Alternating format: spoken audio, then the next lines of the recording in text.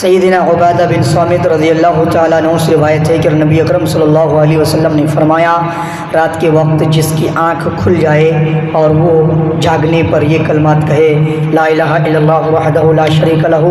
لہ الملک و لہ الحمد وہو علی کل شیء قدیر، الحمد للہ وسبحان اللہ ولا الہ الا اللہ واللہ اکبر ولا حول ولا قوۃ الا باللہ، اللہ کے سوا کوئی معبود برحق نہیں، وہ اکیلا ہے، اس کا کوئی شریک نہیں، اسی کی بادشاہت ہے، اسی کے لیے تمام تعریف ہے اور وہ ہر چیز پر قادر ہے، سب تعریف اللہ کے لیے ہے اور اللہ ہر عیب سے پاک ہے،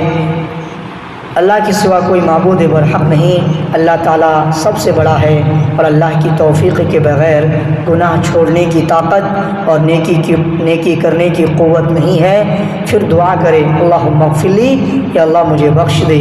یا کوئی دعا کرے تو دعا قبول کی جاتی ہے، اور اگر وہ وضو کرے اور نماز پڑھے تو اس کی نماز مقبول ہوگی۔ صحیح البخاری حدیث نمبر 1154۔